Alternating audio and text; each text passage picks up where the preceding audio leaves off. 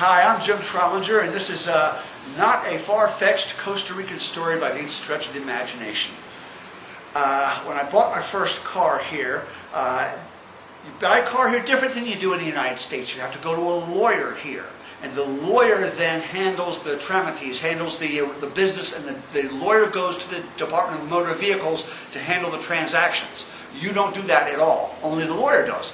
On the way to the lawyer's office, my girlfriend says, "Jimmy, since you just moved here, you don't have a driver's license, and you don't have a national ID card yet, and you don't even have an address, it's best that we put the car in my name until such time as you do get a driver's license and a national ID card, then we can change the car back into your name."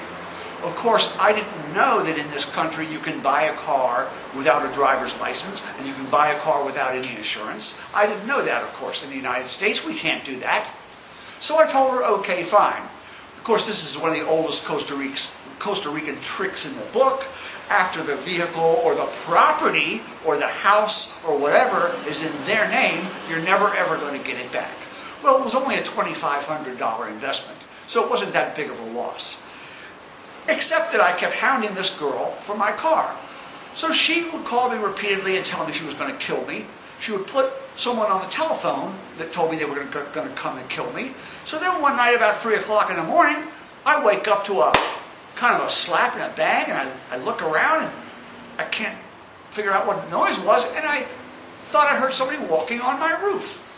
Well, the next morning, I got up and looked around the house, and as Dan and I are going to show you in a few minutes, there's a bullet hole through my roof, through my ceiling, into the bedroom next to mine. Basically, I missed my bed by less than 10 feet. 10 feet to the further away, and I would have been killed.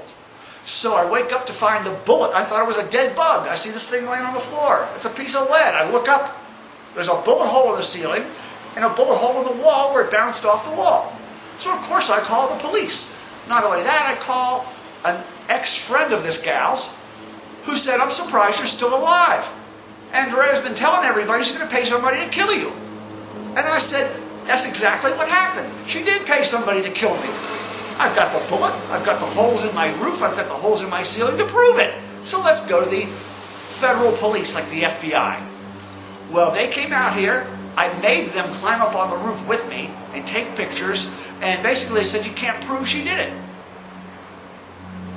I said, "This woman right here is here to tell you that Andrea told people she was going to kill me, and I have the voice recordings on my answering machine of her calling me.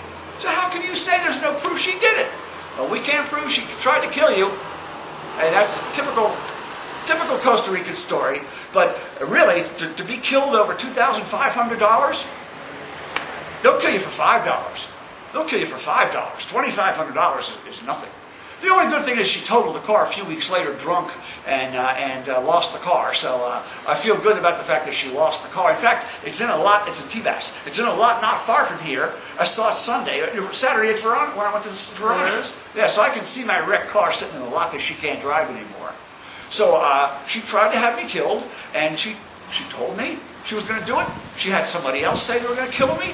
She told her friends she was going to pay somebody to kill me. She did, in fact, pay somebody to kill me. They just missed me. But when you go to the police, you don't have any proof. I've got the bullet, I've got the holes, and I have the witness here that said Andrea told her, but that's not enough proof in this country. You're an American. You're a gringo. Nobody cares about you. Buy another car. Buy another car. You're stupid enough to come here and let her sign her name to it? How did I know? Just, you're stupid, gringo. Buy another car. So that's the long and short of the story. So here we see where the bullet entered the ceiling through the roof. There's about 3 feet of space between the sheet metal roof and my ceiling.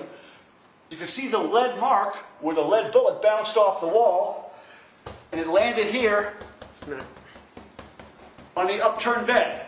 And the lead bullet was laying on the floor. At first I thought it was a bug or something. Until I looked up, saw the markings, the drywall dust was here, and the bullet was on the floor. Yeah, there we go. And, of course, my room's on the other side, so we're less than 10 feet from my bed, or else I would have been shot and killed.